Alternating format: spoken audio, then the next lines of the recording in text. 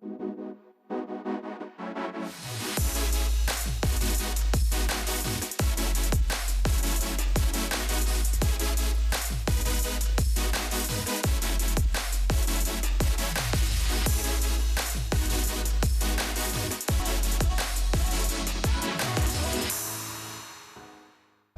retour sur le plateau de KNF, et oui, votre quotidienne tous les jours, midi, 18h, 23h, sur une seule chaîne. Et oui, la numéro 23 de votre satellite Éclair TV. On vous parle un petit peu de tout ce qui se passe en Guadeloupe. Et bien sûr, on vous présente les forces vives, celles qui vous font danser. Et oui, celles qui vous font kiffer, surtout dans cette période. Il est avec moi sur le plateau.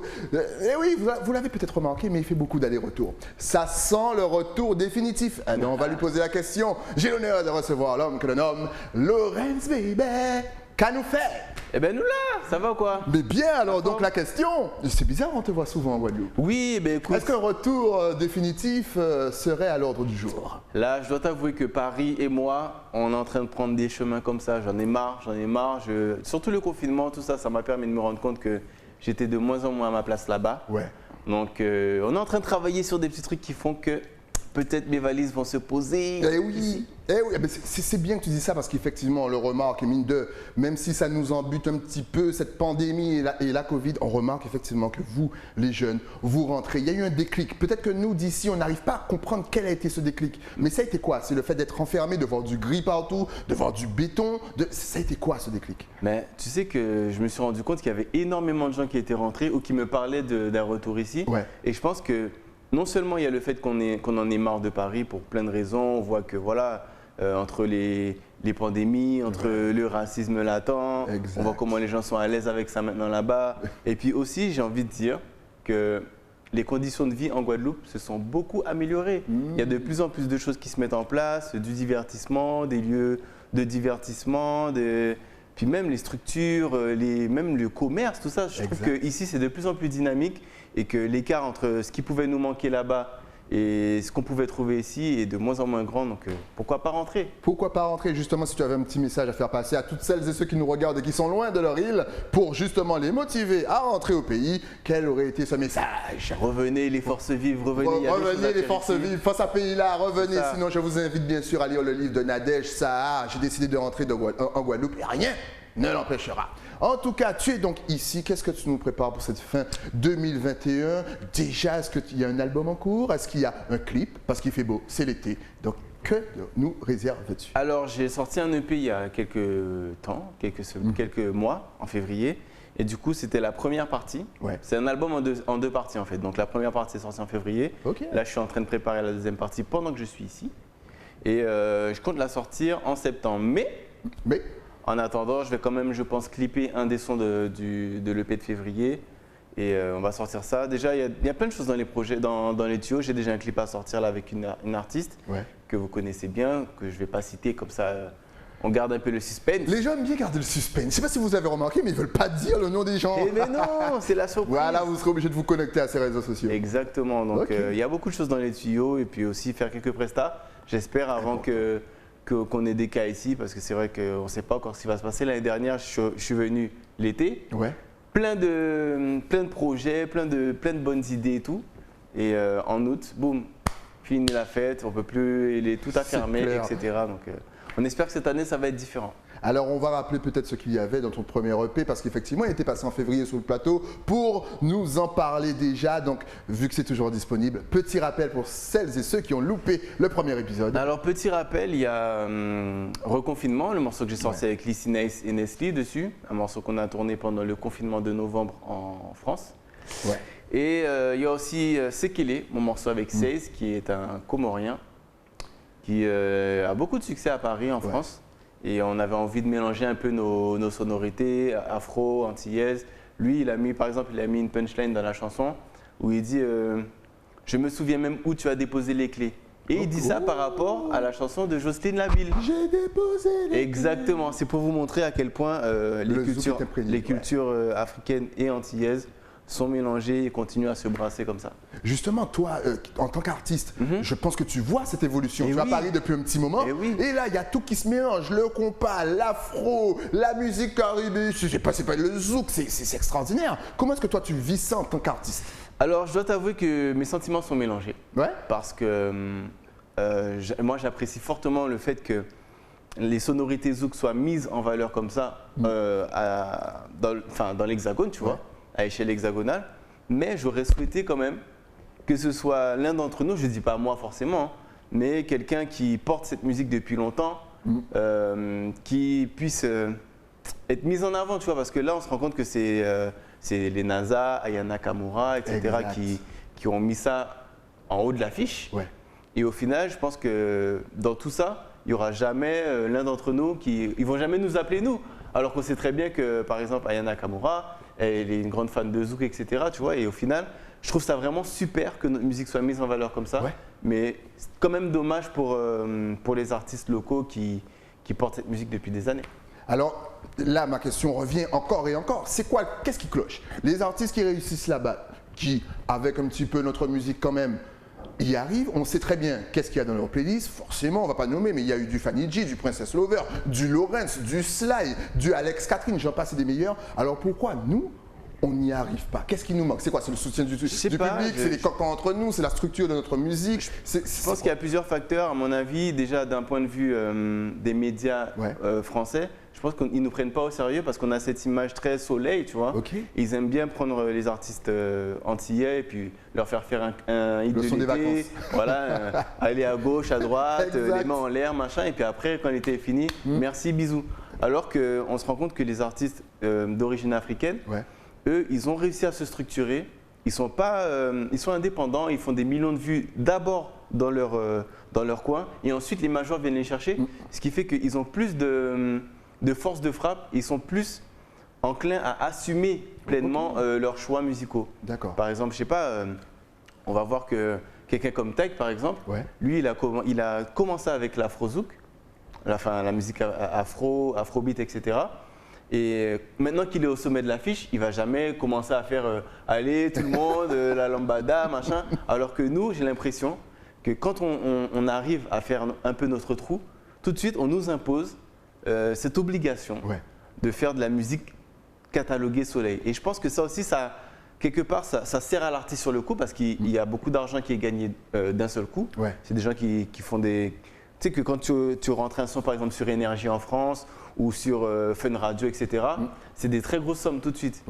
Mais ce n'est pas quelque chose qui peut s'inscrire dans la durée parce qu'une fois l'été terminé, comme je t'ai dit, on se débarrasse de nous. Exact. Est-ce qu'on peut te voir, toi, par exemple, sur un autre style? On rappelle que tu as quand même une éducation assez R&B, voire hip-hop. Donc voilà, ne soyez vraiment pas étonnés si vous le voyez autre que sur le zouk. Est-ce que pendant les vacances, on peut te voir, je ne sais pas, sur un son dancehall, trap peut-être, qui sait, ou même sur du bouillon? Eh bien, écoute, on attend ce fameux bouillon de Lawrence depuis au moins 4 ans. On en parlait et c'est vrai que je pense que la chance que j'ai, c'est que je fais partie d'une génération où j'ai pu faire mon trou, entre guillemets, dans le domaine zouk. Les gens me connaissent, mais c'est vrai que depuis le début, j'ai toujours essayé de m'écarter un peu des sentiers battus en faisant des sons, par exemple, comme La Totale, Noël Anniversaire Saint-Valentin, qui était un hip-hop. J'ai fait le son avec Pond 2, qui était un trap. J'ai fait de la dancehall avec J-Max. Donc j'essaie toujours d'apporter un peu ma touche, montrer que je ne suis pas simplement quelqu'un qui fait du zouk. Et pourquoi pas continuer? Mais justement, tu n'as jamais essayé de percer au national avec, par exemple, un style R&B, de faire des connexions peut-être avec un artiste plus ancré un petit peu à l'image des médias, un petit peu te séparer? C'est ce qu'on a fait avec 16 quand on a fait Sekele. On a essayé vraiment de partir un peu sur ce marché afro et d'élargir un peu l'audience de Lawrence, entre guillemets. Mais on s'est vite rendu compte que voilà, les médias là-bas, ils ne veulent pas entendre parler de ça. Il faut vraiment que, pour qu'on puisse vraiment avoir notre chance, il faut d'abord qu'il y ait un buzz monumental sur YouTube. Donc ça, en gros, il faut que le public aime, like, partage le son des artistes. En plus, vous kiffez Lawrence. À chaque fois qu'il sort un son, vous êtes en train de lever, on vous voit. On vous voit. Donc, likez et partagez. Donc, en gros, il faut que le public… Voilà, c'est ça. Si tu fais, par exemple, je sais pas moi, on prend un exemple tout bête, mais si tu fais une vidéo qui fait 5 millions de vues en une semaine et que c'est un truc dont personne n'a entendu parler, là, tout de suite, tu auras de la lumière sur toi et puis on va se dire le potentiel est là. Tu vois. Exact. Mais pour mettre de la lumière comme ça sur un projet, c'est très difficile. En plus, vous, artistes, maintenant, on va dire 2, voire 3.0, c'est compliqué pour vous parce qu'il faut alimenter les réseaux sociaux. On prend l'exemple, par exemple, d'Admiral, qu'on ne présente plus, qui, mine de, a utilisé TikTok pour promotionner son son qui est très bon, mais quand même l'aide de TikTok a été quand même fondamentale et ça fait un travail en plus mine de Oui. rien. C'est-à-dire que l'industrie de la musique a totalement changé. Ouais. Il faut s'adapter. Avant, ce qu'il fallait faire, c'était faire des CD, faire du bouche à oreille, amener son CD en radio, dans toutes les radios pour que les radios le passent. Maintenant, ça c'est terminé. Ce qu'il faut faire, c'est contacter des influenceurs sur les réseaux sociaux. Et puis c'est eux qui ont la force de frappe, qui ont le pouvoir de faire péter un son. Exact.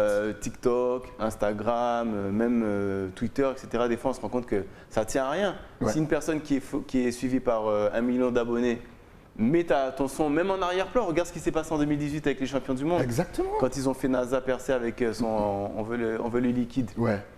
Ce son-là, personne ne le connaissait. Exactement. Griezmann et Ousmane Dembélé, on veut le liquide. Et d'un seul coup, ça part. Boum, ça a pété. Donc voilà. Est-ce que les médias, justement, qu'on va appeler de base, le traditionnel, c'est-à-dire télé, radio, mine de, si on ne fait pas attention, est-ce qu'ils risquent de disparaître pour la promotion d'un artiste? Je pense que tous les médias ont déjà compris qu'il Ouais. fallait qu'ils s'adaptent. On voit de plus en plus de chaînes qui ont des applications, qui mettent à disposition leur contenu en replay, etc. Parce qu'ils savent que les gens passent de moins en moins de temps devant la télé et de plus en plus de temps sur leur smartphone. Donc je pense que les médias traditionnels, c'est-à-dire vraiment seulement sur les canaux hertziens, sont amenés à avoir de moins en moins d'audience. Exact. Il faut s'adapter, Il faut s'adapter. comme pour les artistes. Comme tous les artistes, exactement. Donc, on rappelle que tu es là à peu près jusqu'en septembre. Donc, si vous pouvez, franchement, l'inviter pour un petit live, ça va nous faire du bien. Oui. Le 15 août, les 7, Théodore, invitez Laurence. Justement, si tu avais justement un petit message pour toutes ces personnes, peut-être, parce que mine de, on ne se rend pas compte, mais vous, les artistes, souvent, il y a énormément de personnes qui sont dans la solitude et qui écoutent vos sons.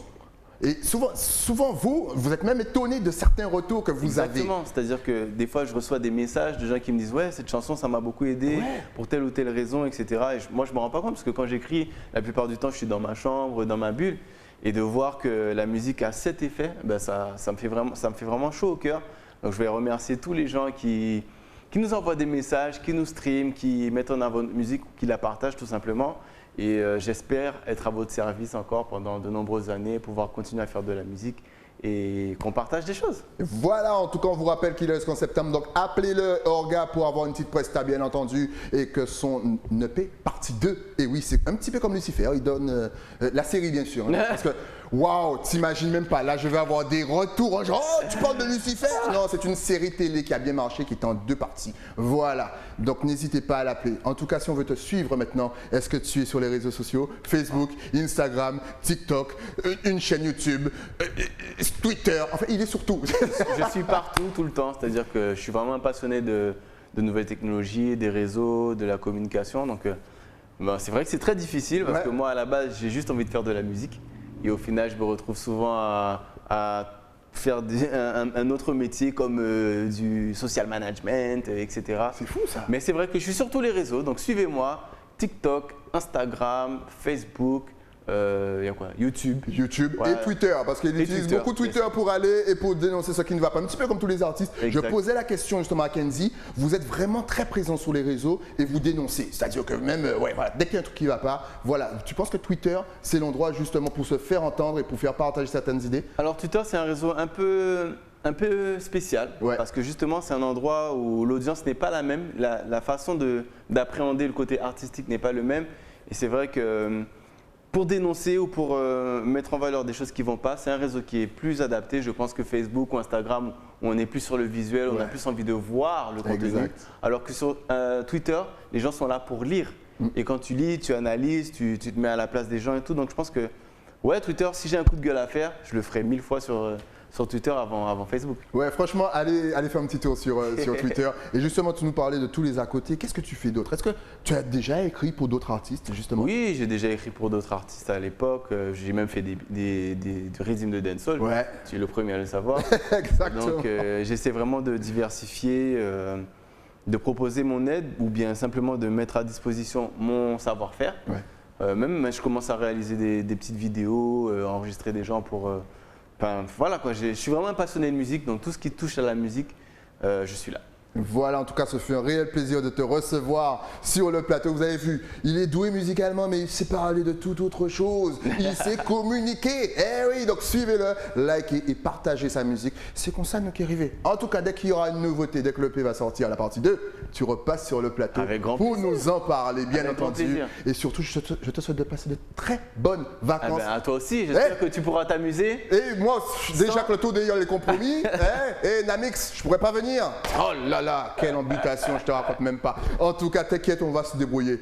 On ira terre de haut, ça à deux pas. On ira terre de haut. En tout cas, merci à toi, longue vie, passe de bonnes vacances. On se retrouve pour le P partout. Et merci à vous, les auditeurs, et à bientôt.